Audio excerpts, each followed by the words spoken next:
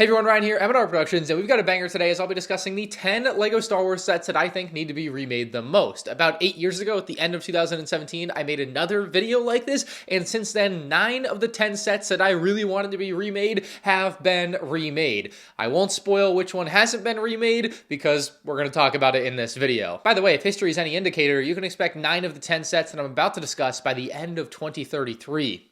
That's something to live for. We got to start with an honorable mention in the UCS Super Star Destroyer. It was last seen in 2011, and it's definitely due for an update. The design feels like it's aged well, but you never know. LEGO could make a way better version of that today. In that original version, they also had some interior space with some figures, so figures were included there, and it would certainly be nice to get updated versions of those figures in a UCS Super Star Destroyer. A lot of potential there, I'd say. The reason I've got this one as an honorable mention, though, is because they released a mini-scale version in 2023, and I feel like that does, in a way, fill the void for a lot of fans that just want some sort of Super Star Destroyer to display. So they do have that option there, but yeah, a UCS one would be nice. At number 10, I really want to see a remake based off the concept of the 2007 Hoth Echo Base playset. It had both the doors and a snowspeeder. The last snowspeeder retired at the end of 2019, and we haven't had Hoth Echo Base doors since the UCS Hoth Echo Base in 2016, and in the meantime, we've had the two best AT-ATs to ever release in the playset and UCS version, and like the fact that we don't have a snowspeeder or Hoth Echo Base doors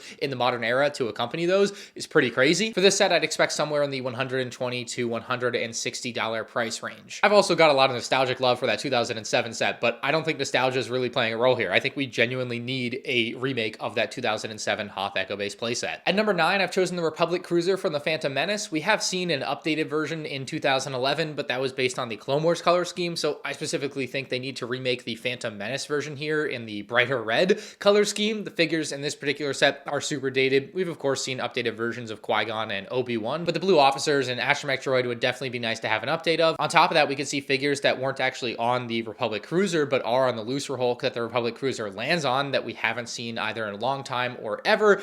Or they could also include a figure like Boss Nass in a set like this. You know, most of this is a ploy to get Boss Nass in some sort of set, and I think this would be a prime candidate for him if they do remake this. And given they haven't remade any version of this since 2011, I think it's definitely overdue. For the Republic Cruiser here, I think a $160 price point would be reasonable, and hopefully they can go all out with the minifigures. At number 8, I really want to see a remake of the Obi-Wan Starfighter with Hyperdrive Ring. Not the version from Episode 2, but specifically the version from Revenge of the Sith. That blue Obi-Wan Starfighter is something we have not seen since 2007 when it released with the Hyperdrive Ring. It was a really cool set then, but it would be an even cooler set now because the design could be better, although that newer Jedi windscreen piece wouldn't be great, I guess, on the Obi-Wan Starfighter. But I think the minifigs are where this one has the real potential to shine. You could include an extra Commander Cody. You could include the full astromech droid for Obi-Wan here. We only got the head in that original version in 2007. General Grievous and Tion Medon, the guy that goes thousands of battle droids 10th level. Great figure that definitely needs to be in this set. Of course, Grievous would make a lot of sense if you look to the Obi-Wan's Hyperdrive Ring set from 2017.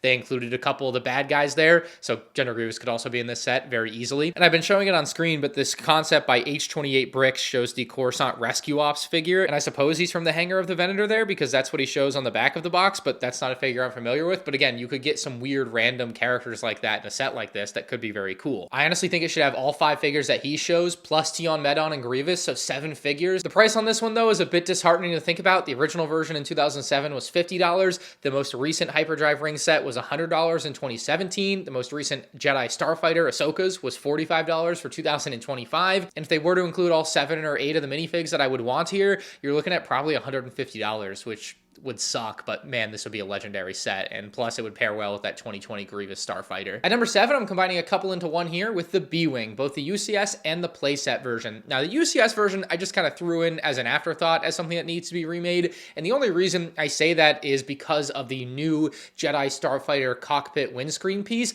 That piece seems like it was made to be perfect for a UCS B-Wing scale set, and so I do think they could and should remake a UCS B-Wing with that newer windscreen piece. One of the big biggest flaws with that original UCS B-Wing was its windscreen piece, and that could obviously be very easily alleviated here with this newer piece. For the playscale side of things on the B-Wing though, it's been about 12 years since the last version, and since then we have seen a newer updated TIE Interceptor, albeit the set itself wasn't from Return of the Jedi. Clearly, it's a TIE Interceptor that would work very well combining with a B-Wing on a display. I think the B-Wing has just been a neglected Rebel ship for LEGO Star Wars. It's even made a couple of more modern appearances in recent Star Wars media with The Rise of Skywalker, and I think at the end of Skeleton Crew, which I just rewatched, so that's top of mind. So it definitely has made some appearances, and it's definitely overdue because it's been 12 years and it's an original trilogy ship from Return of the Jedi. You gotta have that. At number 6, I've got the UCS Imperial Shuttle. It's one of, if not my favorite LEGO Star Wars sets of all time, and I just think more people should have a UCS Imperial Shuttle. You add that onto the fact that it's been 15 years since they released that, and the design is starting to look a bit dated to me, although the real reason I think I put this on the list is because for 2025, they released a new Jango Fett Slave one, and it made what I thought was a perfect set in the 2015 UCS Boba Fett Slave one look like trash. And so I kind of want them to do that with the Imperial Shuttle. I want to not like that 2010 set. I want something so much better to come around that I just look at the old one with disgust, like I do with Boba Fett Slave 1 now. So I'm hoping that's what would happen with a UCS Imperial Shuttle. As sad as it is, in a way, I would like that. The last version we saw was $260, so you're realistically looking at $400 or $500 if they make this in the modern era, but I think it would be worth it, and I think they could possibly include more interior space than the previous one. The last one we only had the cockpit area, but with a newer one, I think they've got the technology to give it actual interior space in the back section, but who knows what we'll see there. Now, while I'm sure they'll remake a UCS Imperial Shuttle someday, the next set is a bit of a pipe dream in the Republic Dropship with ATOT. This was a $250 set back in 2009, so you're once again looking at $400 or $500 if they were to remake this in the modern era. That is a price that I don't quite think is going to fly. The build for this one definitely looks a bit dated as it comes from that early Clone Wars era of LEGO Star Wars sets, like a lot of studs, a lot of not super smooth angles, and it definitely needs an update. It's something fans want to see remade. It's one of, if not the most requested sets to be remade that I see people talking about in my comment section and forums online. It's a very popular one. It's very expensive on the secondary market. There's a lot of reasons to go and remake this. The biggest reason not to is just how prohibitively expensive it has to be if you do remake it. So the bad news I have for y'all is that this set would certainly be downsized if they remade it. They've recently remade the Republic Gunship, the ATTE. Both of those sets are pretty downsized from versions that we saw in 2008. And so it just stands to reason that if we brought in a new version of another set from that era that is in the same category as those other two sets, it would also be downsized. And so you got to think about that. And so maybe this set could come in at $300 or less in the modern era, but it's going to be small. You know, it just is going to be small. I hope they remake this set, of course, because a lot of people want them to remake it, and that's just good for the fandom, but also because I'm really curious how they would tackle it. I think it's probably the most challenging set for them to remake on this list because you've got so many different fan demands and wishes. You've got just the old style of the set and how big it was, and you're contending with that and the legendary status of it, and you got to come in and try to do something better at a smaller scale for probably more money than the original version. Like, there's a lot of reasons this won't go over well when they do it, if they do it. But I hope they do it, because it'll be a great show to watch. At number 4, I've got the Bounty Hunter Pursuit, a set that we have not seen since LEGO Star Wars literally had yellow minifigures. Yeah, this set is definitely overdue, last seen in 2002. It was a great set for its time. It's actually aged phenomenally well, but it is another one that I look at like the Slave 1 situation, where I hope they come in and make a newer version that's just so much better, it makes the old one look bad, because it's crazy that a set from 2002 still looks good to me. Figure-wise, I would probably keep it the same. I mean, you could throw a Dexter in here, Dexter Jetster. That would be a good fit, actually, since it plays into the whole Dart thing and Obi-Wan bringing it to him to figure out what's going on with Zam Wesell there. And by the way, with Zam Wesell, that would obviously be a minifig that would need to be included here. Zam Wesell has had a modern rendition done of by LEGO. It was actually included as a collector's printout in the Force of Creativity book with Time Capsule. And so it'd be crazy to see that figure actually realized in plastic instead of on paper here. I'm just waiting for it. It's got to happen one day. This is such an easy slam dunk set for them. Probably going to be like $70, but still not too bad, I would say, in the modern era, especially if it includes a Dexter Jetster minifigure. I think that's the big thing here. Dex's Diner, a bit of a pipe dream in my opinion, but Dexter in a Bounty Hunter Pursuit set, along with Zam Wesell, Obi-Wan, and Anakin, I mean, that's a slam dunk. The General Grievous Chase might be the set I'm most disappointed that we didn't get a remake of for 2025, and so it's made its way pretty high onto the list here very quickly. We have seen a remake of the wheel bike in 2014, so we know what an updated version of that could look like, but we've yet to see a new version of the Boga. There are some great concept builds on the internet. People have done great mocks of them, and LEGO certainly could very easily do a great version in their own right. It seems like they already have the perfect head mold from one of the Avatar sets that a lot of people thought they would just carry over for 2025, and it didn't happen. This set would also be required to include a LEGO Star Wars Crab Droid, something they totally screwed up in 2022 with the ATTE, including a very inaccurate spider droid to the Utapau scene. You could also include some 212 troopers here, of course, since the Crab Droid's going to be there anyway. You kind of got to have the 212 trooper to shoot into it,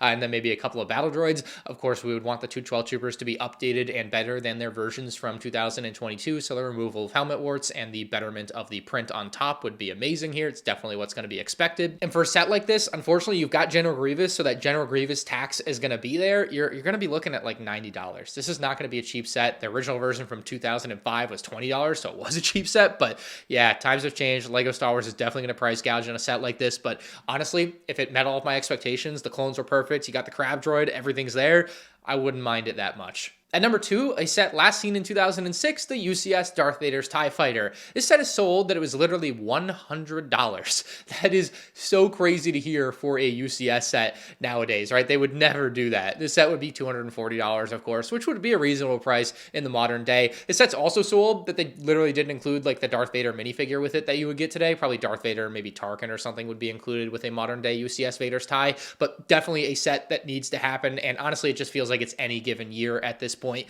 One of these years, May the 4th will roll around and it will be a Darth Vader's TIE Fighter. But I think it's the UCS set that we need to see remade the most. We've had a modern version of a UCS TIE Fighter and TIE Interceptor, a couple more X-Wings. You know, all of these sets would pair well with a modern version of Vader's TIE Fighter. This thing is just so dated looking at this point. I can't wait for a new version. And yeah, deservedly pretty high on the list here. Again, $240 is the expected price on that one. Now, the number 1 set on my list that needs to be remade for LEGO Star Wars, the one set that was on my list 8 years ago in 2017, and shockingly, they haven't remade because I think it's just such an obvious one, the Endor Bunker. Why they haven't remade this since 2009, it just blows my mind. It feels like it's the type of set when they do remake it, it'll actually be remade as part of a Master Builder series set, and honestly, I think that's why they haven't remade it, is because a set like that needs a specific slot. And if you go back in the history of LEGO Star Wars here, 2018, we had the Master Builder series Cloud City come out, and then 2020, we had the Cantina take its spot, and now in 2025, we've had the Death Star kind of take its spot, even though it's not a Master Builder series set, it's just a big set with a lot of minifigs. And so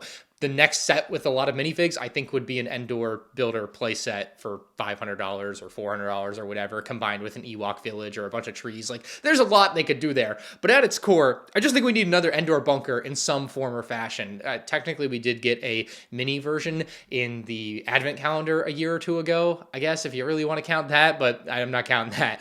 The Endor Bunker has aged fairly well. Like, it definitely has some pretty cool play features, like blowing up and stuff, like, that are still great play features to this day. It still looks pretty good to me, but we all know that this set could look so much better in the modern era. So I do look forward to them remaking this one. I would hope the minifigs are just top tier, but you never know with LEGO Star Wars. They're very hit or miss. And as I alluded to, the price on this one, I think could get as high as $500, maybe $600, especially with inflation going on if they waited a few more years. And then on the lower end of things, you look at something like Yavin. I think that's a great comp at like $170. You could see this playset come in, you know, if it includes that ATSD, if it includes an Ewok flyer and more stuff like that, some accessories to kind of up the price a little bit too. So I think there's a lot they could do with an Endor Bunker. There's a lot of range there, and so at some point we will get that, but right now it's definitely the most needed remake for LEGO Star Wars, I would say. Let me know in the comment section below which LEGO Star Wars sets you want to see remade. Hopefully LEGO Star Wars designers are watching a video like this and reading all of y'all's comments and taking it into consideration, because it's what the fans want after all, and that's what matters. Make sure you hit that like button and subscribe so you can check out all of my reviews on these sets as they come out over the next 8 or so years. You can check out more LEGO Star Wars content on the end screen now.